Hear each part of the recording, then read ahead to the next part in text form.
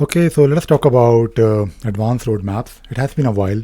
Although I have plenty of videos on advanced roadmaps. In fact, I have a proper course where I covered life plans, the old version of advanced roadmaps when it was called as portfolio, and also the new version, which is basically just called as improved interface. Basically, the only version that we have right now, which is good. It is definitely much simpler than the old version of advanced roadmaps, live plan, live view. But at the same time, it is not massively uh, feature rich.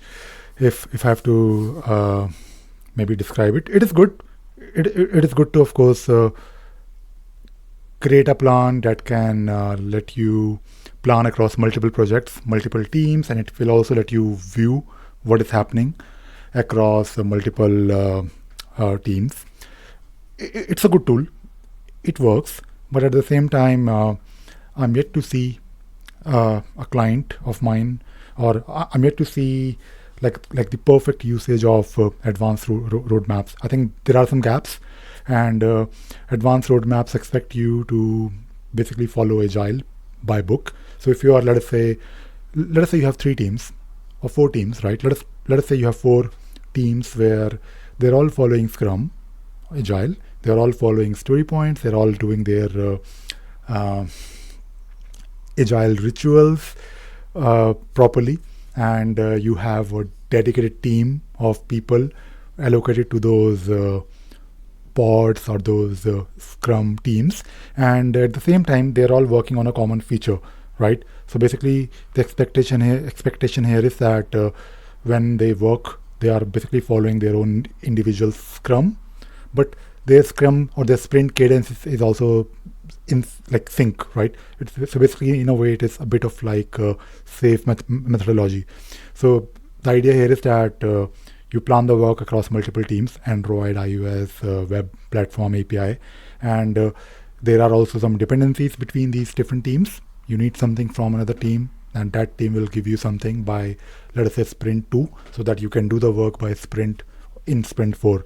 So advanced roadmap can help you plan these things if you are truly agile, but that never really is the case. But at the same time, it's a decent tool. You can still achieve a lot. One good thing about advanced roadmap is that it will let you have this view of what is happening, and there is a hierarchy, right, which is great. Now let us talk about this question. I wanted to give you this background just to set the right expectations. So if you have, let us say, a scenario where you're coming from MS Project. Now, if you're using MS Project is very powerful. It can do a lot of wonderful things. I used to use MS Project long back, I think 15-ish, 16-ish years ago. I'm also a certified. There used to be something called as MS Project Server certification. So I used to set up MS Project Server. So there is something called as MS Project Server where you can have multiple MPP files uploaded, and the resource allocation is also consolidated for you.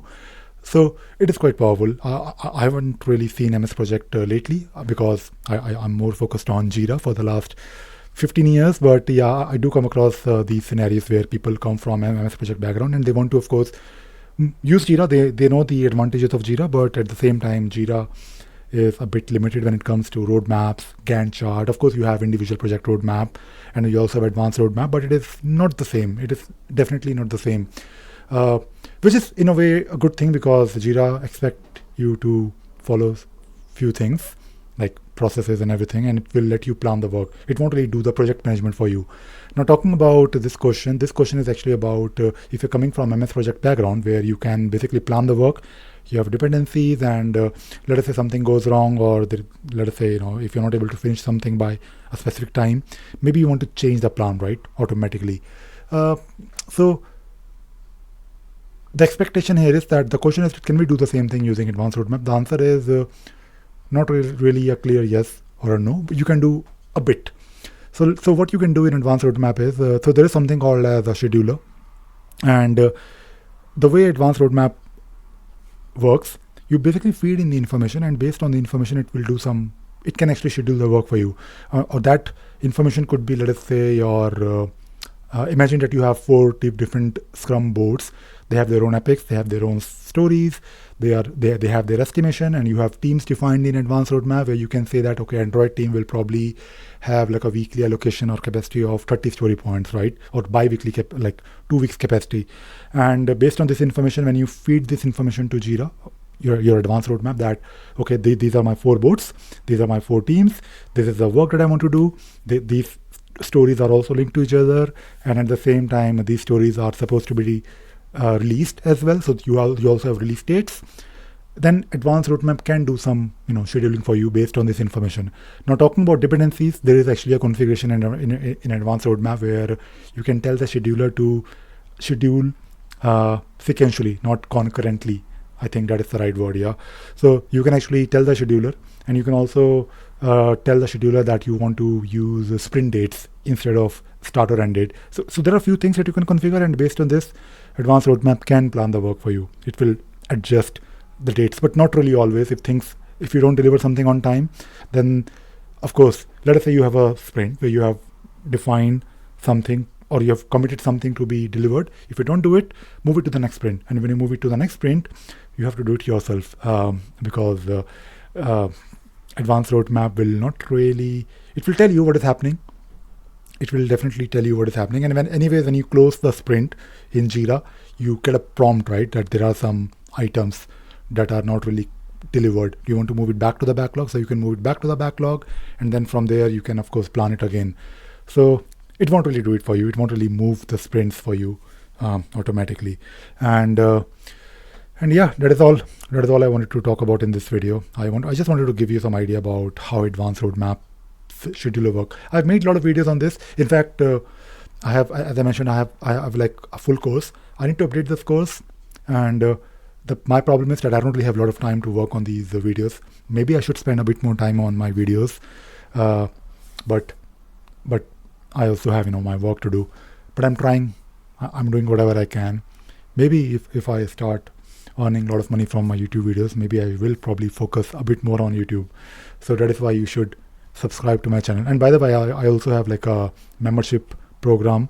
If you join my membership program, you are actually in a way supporting me, my channel, my efforts, and maybe I can improve my videos a bit more, because I do want to make more videos, like updated version of those videos that I made in the past, because it's like a constant journey, right? You can't really make a video on a tool or a thing and expect it to be relevant for the next 5 years. I mean, things are still relevant. I mean, Jira as a tool hasn't really changed a lot since I started using it. Essentially, it is an issue tracker, and that is why we like it, because you can configure it, you can tweak it, you can basically customize it to do what you want it to do. But at the same time, there are a lot of superficial changes. Now, of course, we have Jira Cloud. Things look different.